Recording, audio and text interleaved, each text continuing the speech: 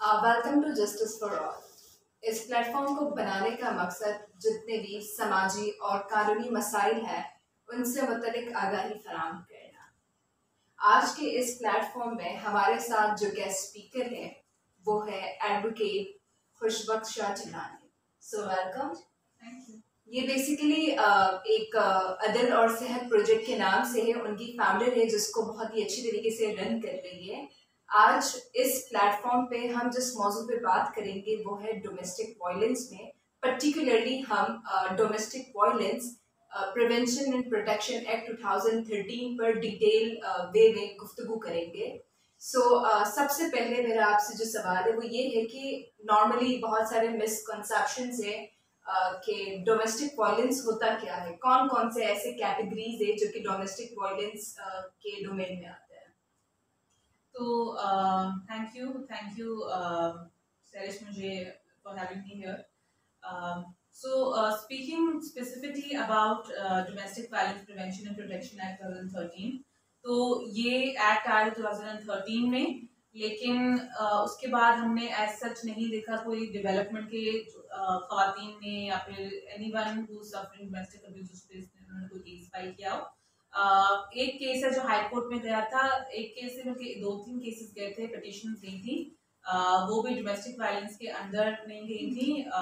एक गई थी अपील, बाकी डोमेस्टिक वायलेंस की हरासमेंट के जिम्मे में जो है ज्यादा फाइल हुई थी, जिसपे जो जजमेंट हाई कोर्ट की आई है डिटेल में कि उसमें उन्होंने असेसमेंट करना शुरू की क्योंकि ये एक्ट ऑलरेडी मौजूद है तो इसको कोई इस्तेमाल क्यों नहीं कर रहा। ठीक है, तो उससे ये पता चला कि जो एक्ट है वो उसके अंदर जो लिखा हुआ था सेक्शन 3 में कि गवर्नमेंट को इसको इम्प्लीमेंट करना चाहिए, इसके हवाले से जो है वो ट्रेनिंग प्रोग्राम्स रखने चाहिए, प्रोटेक्शन कमेटी बनानी चाहिए, प्रोटेक्शन कमीशन बनाना चाहिए, प्रोटेक्शन ऑफिसर्स होने चाहिए। तो ये तमाम चीजें गवर्नमेंट ने एज सच इम्प्लीमेंट और इन्फोर्स नहीं किया, जिसकी वजह से क्या हुआ कि ये एक्ट किसी को ना मालूम था, ना कोई अवेयर था इस एक्ट के हवाले से, तो किसी को ये भी नहीं पता था कि आप डायरेक्टली पिटीशन फाइल कर सकते हो कोर्ट में। ठीक है, ये एक्ट है जो अभी है, लेकिन काफी रिसेंटली जो है एक सीनियर एडवोकेट हैं एडवोकेट सारा मनकानी, मेरी मुझे बहुत पसंद है, वो बहुत मेरी फेवरेट हैं। उन्होंने जो है वो डोमेस्टिक वायलेंस का पिटीशन फाइल की थी डिस्ट्रिक्ट कोर्ट में, एंड देन फिर उन्होंने अपील फाइल की थी सिंध हाई कोर्ट में। उसके बाद आई थिंक जो है हमारा legal culture and also socially भी ऑल्सो काफी लोगों को मालूम हुआ, इवन जुडिशियल मजिस्ट्रेट्स को मालूम हो कि ये कानून है और उसमें किस तरह से उनको केसेस को चलाना चाहिए। ठीक है, अब जहाँ पर हम एक्ट के हवाले से बात करें तो उसकी कुछ प्रोविजंस हैं जिसमें काफी चीजें कवर होती हैं। अब आपका जो सवाल था कि डोमेस्टिक वायलेंस को किस तरीके से डिफाइन किया गया है, तो पहले तो इस सेक्शन 5 है इस 2013 का एक्ट, जिसमें डोमेस्टिक वायलेंस की बहुत डिटेल्ड एक डेफिनेशन लिखी हुई है। अब डोमेस्टिक वायलेंस क्या क्या चीजें हो सकती हैं, उसमें एक तो जनरल जो पाकिस्तान पीनल कोड में ऑलरेडी प्रोविजंस मौजूद हैं, उसमें आपका हर्ट आ गया, फिजिकल अब्यूज आ गया, हरासमेंट आ गई, इस तरह की चीजें जो है ऑलरेडी जो ऑफेंसेस थे पाकिस्तान पीनल कोड में, उन्हीं को उन्होंने इसमें अडॉप्ट किया है। लेकिन कुछ चीजें जो उन्होंने डिफाइन की है डोमेस्टिक वायलेंस में कि उसके एम्बिट में आती हैं, उनमें से कुछ चीजें मैं इधर हाईलाइट करना चाहूंगी, मेरे पास यहाँ पे एक्ट भी मौजूद है। तो इकोनॉमिक अब्यूज की हम बात करते हैं और साइकोलॉजिकल अब्यूज की बात करते हैं। आई थिंक कि डोमेस्टिक वायलेंस को जब हम एक ट्रेडिशनल पर्सपेक्टिव से देखते हैं, so lot of times people से कि अच्छा नॉर्मली एक शादी में मियाँ बीवी के दरमियान झगड़ा हुआ है और उसमें जो है मारपीट हुई है और फिजिकल अब्यूज के जिम्मे में उसको रखा गया था। However, इस एक्ट में जो डेफिनेशन है उसको बहुत एक्सपैंड किया है, and I think that's the beauty of the special law. उसमें मैं इकोनॉमिक अब्यूज की बात करती हूँ, and I will read from here as well कि economic abuse, and also I would say, sorry, I'm just trying to, yeah. Section 5 में जिस तरह डिफाइन किया गया है, ठीक है। Economic abuse includes deprivation of economic or financial resources or prohibition or restriction to continue access to such resources which the aggrieved person is ordinarily entitled to. कहने का मतलब ये कि अच्छा, before I dive into the definition of this and detail of this, I would also like to clarify for the readers कि क्योंकि act पे इतना केसेस फाइल नहीं हुए तो इस पे इतना सेट प्रेसिडेंट अवेलेबल नहीं है, तो इनकी जो डेफिनेशंस है उसकी इंटरप्रिटेशन हम सिर्फ एक लिटरल इंटरप्रिटेशन देंगे, ठीक है। So what we can understand from the definition basically is के अगर आपका इवन अगर आपको आपके खावंद जो है वो मेंटेनेंस नहीं दे रहे हैं, ठीक है, अगर वो आपको जो है what do you call it आपको आपके बच्चों का ख्याल नहीं रख रहे हैं, या फिर आपकी जो आपका खुद का sometimes you know women they bring a lot of dowry articles या फिर सोना वगैरह लेके आती हैं, तो अगर उसको भी वो उनको उससे भी डिप्राइव करें, तो ये तमाम चीजें डाइवोर्स का थ्रेट देना बिल्कुल वो साइकोलॉजिकल अब्यूज में आता है, मैं उस पर भी आती हूँ। हाउएवर इकोनॉमिक अब्यूज मतलब अगर इस सिर्फ इकोनॉमिक अब्यूज ही प्रेजेंट है तो भी आप एक पिटीशन डोमेस्टिक वायलेंस की फाइल कर सकते हैं। ये चीजें जो कि आई वुड से एक अनफेमिलियर कॉन्सेप्ट है और काफी लोग इसको समझते हैं कि ये तो मतलब कुछ भी नहीं, इसका तो कुछ भी नहीं हो सकता, maybe they can file a civil suit, इस तरह से कोई चीज वो कर सकते हैं। लेकिन इस चीज को डोमेस्टिक वायलेंस के जिम्मे में लाना I think is in itself जो है वो बहुत अच्छी चीज है। हैविंग सेड दैट, एक और चीज आपने जैसे आपने कहा कि तलाक का थ्रेट देना और ये तमाम चीजें, so again we have also introduced this emotional, psychological and verbal abuse. I think this is a beautiful provision जिसमें और आपने देखा भी होगा कि एक तो हमारे सोसाइटी में मेंटल हेल्थ का ऑलरेडी इतना टैबू है, nobody really talks about it, तो फिर खातून तो स्पेशली हमारे you know she goes on a very you know through a very hard ordeal I would say।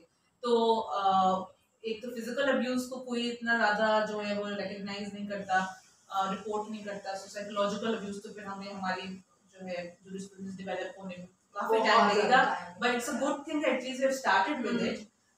So I would also like to speak how the act has defined के emotional, psychological and verbal abuse क्या है। So it says that it means a pattern of degrading or humiliating conduct towards the victim, including but not limited to obsessive possessiveness or jealousy, constituting serious invasion of the victim's privacy, liberty, integrity and security. Along with that, they're saying that insults or ridicule, threat to cause physical pain, threat of malicious prosecution, blaming a spouse of immorality, threats of divorce, जैसे आपने कहा, baselessly blaming or imputing insanity or citing barrenness of a spouse with the intention to marry again, bringing false allegation upon the character of the female member, and willful abandonment of the accused person. Now, if you see whoever has drafted this law, and this is again I would say they have I would say kept in mind the हमारा जो social fabric है, ठीक है। I have seen you can ask a lot of social scientists also कि economic background आपका जो भी हो, खातून अगर if she cannot conceive उनको बच्चा नहीं होता तो खावंद जो है उनको, I'm talking about generally मतलब not everywhere but you do hear such stories तो नहीं होता तो फिर वो उनको कहते हैं कि अब तुमसे बेटा नहीं हो रहा, या फिर तुम you cannot conceive, you cannot give me children, तो फिर वो उनको थ्रेट देते हैं कि मैं तुम्हें तलाक दूंगा। सो ये चीज एक हमारे मुआशरे की कंस्ट्रक्ट है जो कि इन्होंने इस चीज में ऐड किया कि इसको भी हम एक एज एन अब्यूज समझे, एज डोमेस्टिक वायलेंस समझे। फिर जो है इवन अगर आपको किसी ने मारा भी नहीं है, there is no physical abuse in the marriage, आपको कोई थ्रेट करे कि मैं आपको मारूंगा, ये भी एक इमोशनल साइकोलॉजिकल एक वर्बल अब्यूज में आता है, and hence it becomes an act of domestic violence, and then उसको भी इस्तेमाल करते हुए आप एक पिटीशन फाइल कर सकते हो, ठीक है। So I think these are some very beautiful things that they have introduced in the act. So इस चीज से हमारे पास ये क्लियर होता है कि इट्स नॉट जस्ट कोई भी फिजिकल एक्ट हो, ठीक है, वो डोमेस्टिक वायलेंस के डोमेन में आता है। अगर कोई साइकोलॉजिकल अब्यूज है, ठीक है, वो भी डोमेस्टिक वायलेंस के डोमेन में आता है। अच्छा, मेरा जो सेकंड सवाल आपसे ये है कि नॉर्मली जितने भी हमारे पास विक्टिम्स हैं, ठीक है, नॉर्मली ये उनको आगाही नहीं होती है कि क्या वो डायरेक्टली कंप्लेन कर सकते हैं या वो किसी के थ्रू कंप्लेन करवा सकते हैं। सो ये हमारे पास एक्ट है, ठीक है, वो ये क्या हमें प्रोविजंस प्रोवाइड करते हैं रिलेटेड टू दिस? ठीक है, सो कंप्लेन वो लोग फाइल कर सकते हैं जिनके साथ डोमेस्टिक वायलेंस हुआ है, बट ऑल्सो एक्ट जो है हमें ये भी देता है लीवे के जो एक इन्फॉर्मर का नाम दिया गया है कि अगर आपके मोहल्ले में किसी को पता है कि आपके नेबर्स में डोमेस्टिक वायलेंस हो रहा है और आपको पता है, you have the proof for that also, तो आप उनकी रिपोर्ट लिखवा सकते हैं, ठीक है। क्योंकि आपने देखा तो पेंडेमिक में भी अगर हम देखें सिचुएशन, उससे पहले भी और वैसे जनरली भी खवातीन जो हैं कभी कभार उनको कभी बंद कर दिया जाता है घर में, सो वो नहीं निकल सकती, या फिर उनको उनको इतना पीछा किया जा रहा होता है कि बस घर काम से घर, घर से काम, सो उनको फिर वो एवेन्यू नहीं मिलता जिसके थ्रू वो कंप्लेंट फाइल कर सके। सो इसलिए इन्फॉर्मेंट का उन्होंने भी एक चीज इंट्रोड्यूस की है। ठीक है, और इसी में ही आप कवर करते हैं कि कंप्लेंट किसके अगेंस्ट हम फाइल कर सकते हैं। जी, तो कंप्लेंट आप जो है वैसे ये समझा जाता है कि एक मियाँ बीवी के बीच में जो डिस्प्यूट हो या मारपीट हो या इस तरह का डोमेस्टिक वायलेंस हो, उसमें ही हम फाइल कर सकते हैं, लेकिन ऐसा नहीं है। इसमें आपके घर में जो भी रिलेटिव्स रहे, अब आपके सास हो गई, ससुर हो गई, इवन योर ओन ब्रदर, जो सिबलिंग्स, ये तमाम लोग इस डेफिनेशन में आते हैं, ठीक है। अभी ऑब्वियसली इसमें और भी इसकी इंटरप्रिटेशन होना अभी ज़रूरी है, क्योंकि हम देखेंगे, लेकिन going from the literal meaning of the act, जिसके साथ आप किसी डोमेस्टिक रिलेशनशिप में हो, यानी कि आपके घर में जो भी लोग हों, B it your siblings apart from your husband, तो उसको उनके खिलाफ भी आप फाइल कर सकते हैं अगर उन्होंने डोमेस्टिक वायलेंस आपके साथ किया है। अच्छा, कौन कौन से रेमेडीज प्रोवाइड होते हैं once after filing the complaint और proper doing like proper taking help from this act, remedies कौन कौन से अवेलेबल है?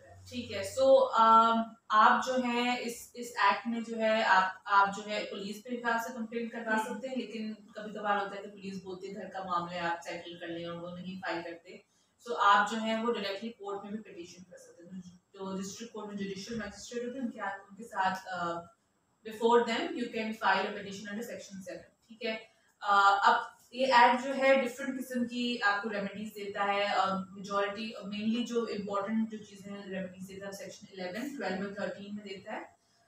अब सेक्शन 11 कहता है कि वो प्रोटेक्शन ऑर्डर्स और रेजिडेंस ऑर्डर्स की बात करते हैं, यानी कि आप जो है वो रिस्ट्रेन करते हैं जो भी अक्यूज्ड होता है, जो भी डोमेस्टिक वायलेंस आपके ऊपर कर रहा है, तो कोर्ट डायरेक्शन देती है अंडर दैट सेक्शन के वो जो है इंसान जो भी कर रहे हैं वो रिस्ट्रेन हो जाए, और उनको इस तरह की वो ये भी पाबंदी लगाई जाए कि वो ना उनकी जो है जिस घर में वो रह रही है उसके आसपास आए, ना ही जो है वो जहाँ पे वो काम कर रही है उधर उधर आए। बेसिकली उनकी एरिया में पुलिस स्टेशन है, वहाँ पे भी उनको नोटिस भेज दिया जाता है कि इस इंसान को रिस्ट्रेन किया जाए और इनको रोका जाए कि ये इस किस्म का तशद्दुद नहीं करें, ठीक है, या किसी किस्म का डोमेस्टिक वायलेंस नहीं करें, ठीक है। Now this is again yet to be proved, क्योंकि अगेन वही बात जूरिस्प्रूडेंस इतना नहीं है। सो अगर आप सिर्फ साइकोलॉजिकल अब्यूज की बेसिस पे डोमेस्टिक वायलेंस पिटीशन फाइल करते हो, तो वो आप पुलिस पे उस दौरान में किस तरह से रिस्ट्रेन करती है, ठीक है। That is yet to be seen, but it's just my observation, something I would like to explore as well and see how it turns out. ठीक है, तो ये चीज हो गई।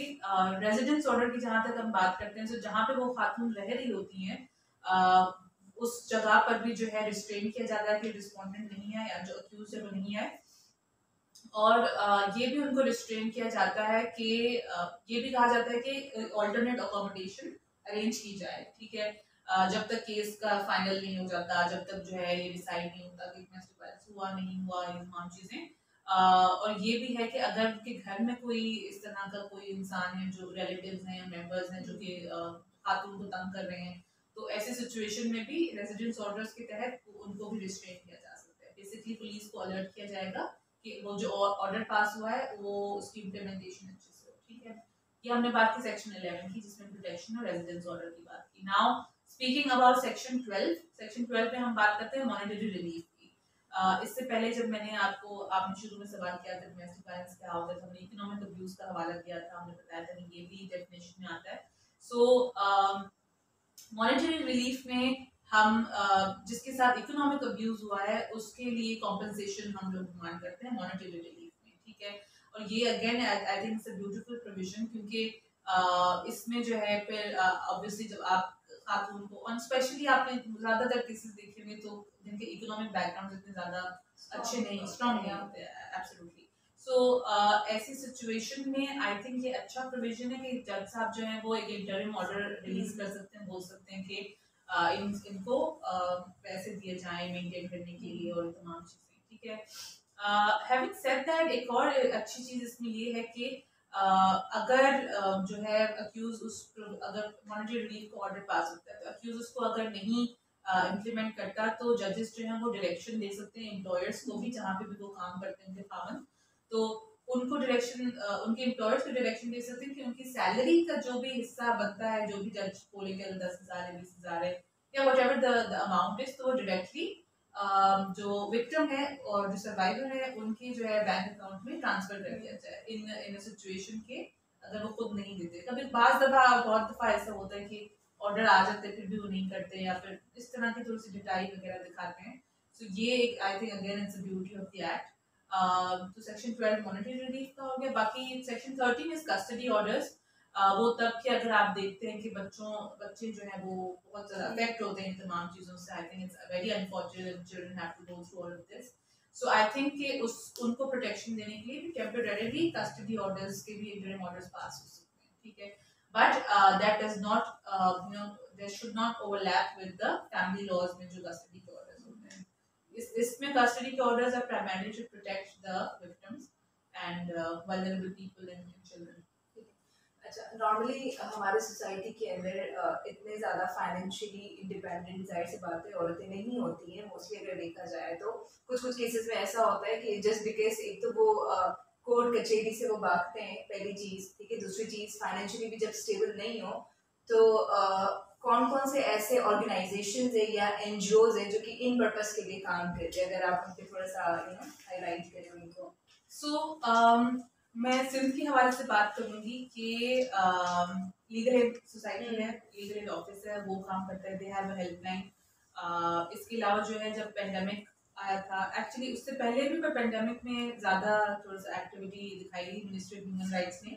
उन्होंने एक हेल्पलाइन निकाली थी डोमेस्टिक वायलेंस के लिए, तो वो उस पर कॉल करके जो है वो उनको डायरेक्ट करेंगे किस तरह वो प्रोटेक्ट कर सकते हैं, शेल्टर हाउस में भेजेंगे या इस तरह से तमाम चीज़ें।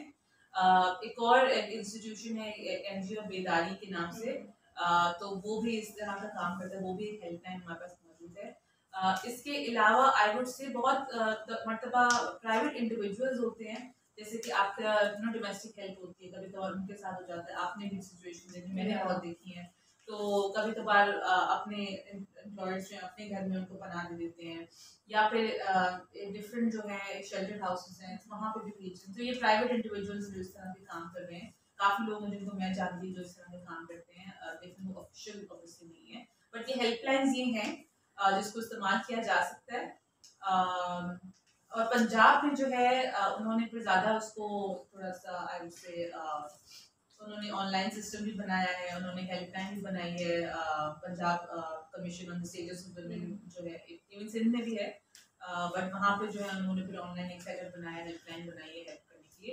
And even while I was looking into all these helplines क्या क्या है, तो काफ़ी पुरानी हेल्पलाइंस भी थी, लेकिन वो इतनी ज़्यादा एक्टिव नहीं है, ठीक है। So these are the helplines. अच्छा, कुछ वक्त ये एक जनरल हमारी ऑब्जर्वेशन है कि हम हमारे पास जितने भी लेजिस्लेशन है वो हमने अडॉप्ट किया हुआ, उसके अंदर लिटिल बिट अमेंडमेंट्स हुई है।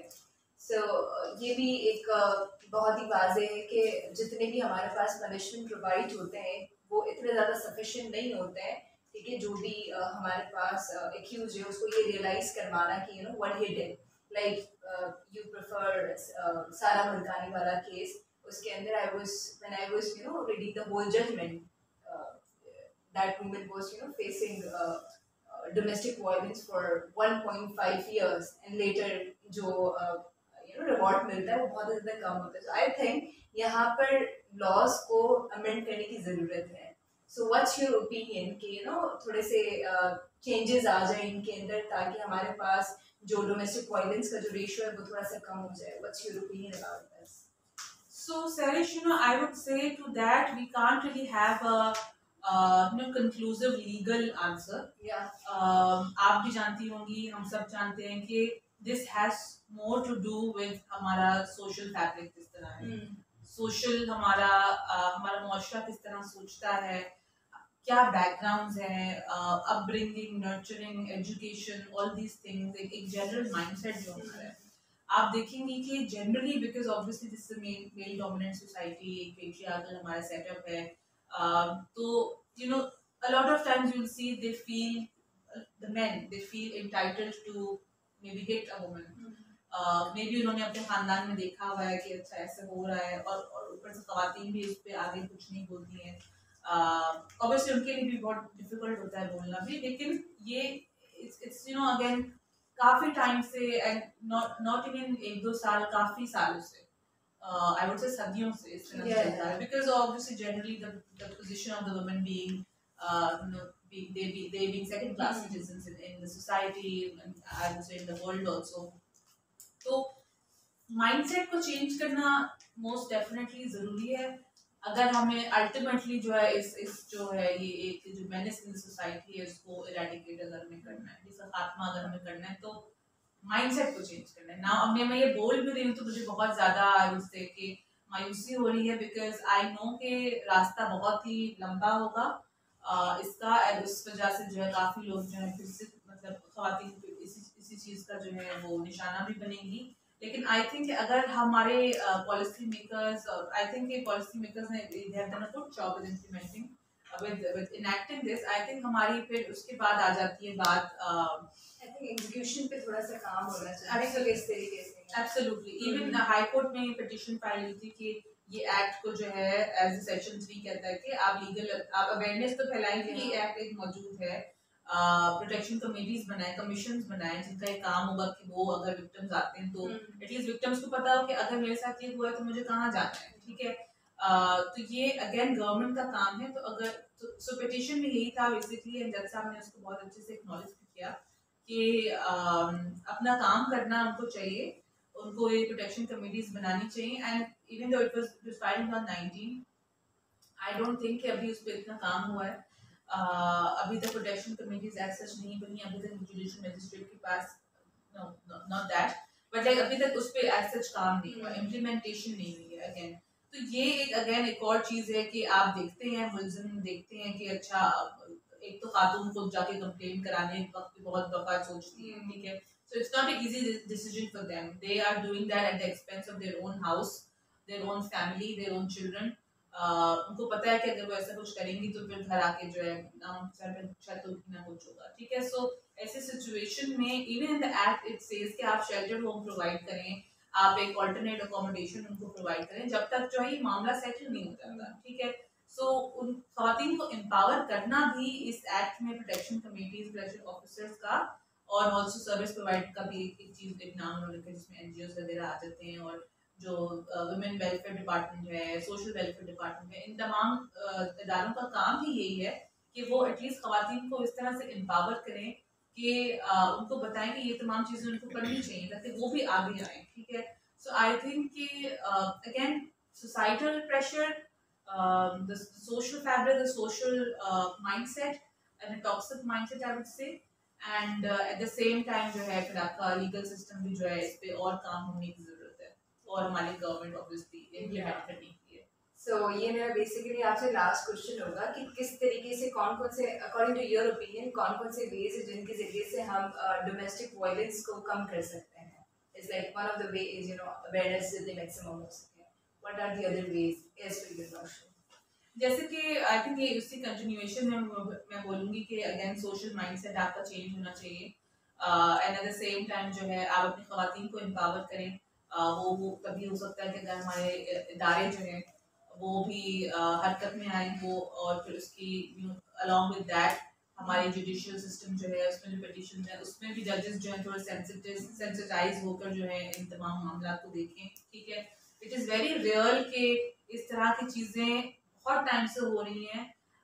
There is one case that I am handling domestic violence का, उसमें जो खातून है उन्होंने कोई 9 साल उन्होंने तशद्दुद बर्दाश्त किया, शी हैज 3 चिल्ड्रन आल्सो। तो जज साहब ने उनको चेंबर में बुलाया, उन्होंने बोला कि आप देख लें बच्चे हैं आपके, आप अगर आपने सेटलमेंट करनी है इस तरह से। So she started crying in the chamber, and उन्होंने कहा जज साहब मैं एंड मुझे बहुत स्ट्रॉन्ग फीलिंग थी कि जज साहब के सामने शायद, क्योंकि नॉर्मली अगर आपको जज साहब बोलते हैं कि ठीक है रिकनसाइल कर लें, बहुत मैसी होता है लिटिगेशन वगैरह में जाना। सो मुझे था कि she will change her mind, क्योंकि ऐसे बहुत बार होता है ना। So but instead she was like कि मैंने 9 साल बर्दाश्त किया है, 10वें साल में कोर्ट में आई हूँ। शी इज़ लाइक कि मैंने बहुत मौके दिए, आप कह रहे हो मैं मौके दूँ, मैंने उसको बहुत मौके दिए, but I, for the sake of my children, that is why I'm here in the courtroom. And then she started crying, and then she obviously, एक इंसान का एक तो obviously you have to stay strong for your children. Then you have to also face pressure from the society. Then आप देखते हैं कि इस जस्टिस सिस्टम में भी आपको ऐसे लोग मिल रहे हैं जो कि आपका फिर इतना साथ नहीं दे रहे हैं, आपको फिर प्रॉपर एग्जीक्यूशन नहीं हो रही है, आपकी जो केसेस के ऑर्डर्स आते हैं. So I think all these things, the social mindset, and us as individuals also, I think even मैं अपनी domestic health को भी जो है मैं explain करने की कोशिश करती हूँ. जो भी मुझे मौका मिलता है, जहाँ भी किसी को मौका मिलता है मुझे explain करने का, तो मैं ये बताती हूँ उनको कि आपका एक तो ऑब्वियसली हमारे यहाँ की सब इस्लाम में क्या मर्द और औरत के हकूक हैं जो कि इक्वल राइट्स हैं, आई वुड से. तो वो एक एक्सप्लेन करना, क्योंकि हमारी जो इस तरह की आवाम है वो उस माइंडसेट से चलती, तो उनको उस तरह की अवेयरनेस भी देना कि देखें एक्चुअल में ये नॉलेज है, और अगर वो आपके साथ इस तरह तशद्दुद करें तो आप एक्नॉलेज करें कि ये गलत है, ठीक है. और फिर you can educate them and say कि even your male help also, domestic help आपका जो, उनको भी आप एक्सप्लेन करें कि आपको अपनी ज़ौजा के साथ किस तरह बिहेवियर रखना है, क्या आपका कॉन्डक्ट होना चाहिए, क्या शरीयन ठीक है, शरीयतन ठीक है अगर वो इस्लाम पे आपको सिर्फ कॉन्वर्सेशन करना चाहते हैं, और एनी अदर रिलीजन, या फिर लीगली क्या ठीक है, मॉरली क्या ठीक है. So you need to start from yourself also. You need to have these conversations with these people as well, so that at least आप अपना कोई पार्ट प्ले कर रहे हो कि इसमें आप इरेडिकेट कर सकें. So a lot of things could be done, and बिल्कुल इसको बिल्कुल खत्म करने की बहुत जरूरत है. सो बेसिकली आज के ये इस मौजू पे बात करने का मकसद ये है कि everyone wants a very peaceful environment, ठीक है, चाहे वो फैमिली हो, सोशली हो, ठीक है, या पॉलिटिकली स्टेज पे देखा जाए. लेकिन जब डोमेस्टिक वायलेंस के इश्यूज आते हैं तो किस तरीके से आपको आगाही होनी चाहिए कि कौन कौन से वेज है, किस तरीके से आप अप्रोच कर सकते हैं. I think we discuss a lot thing. Thank you so much. Allah हाफ़िज़.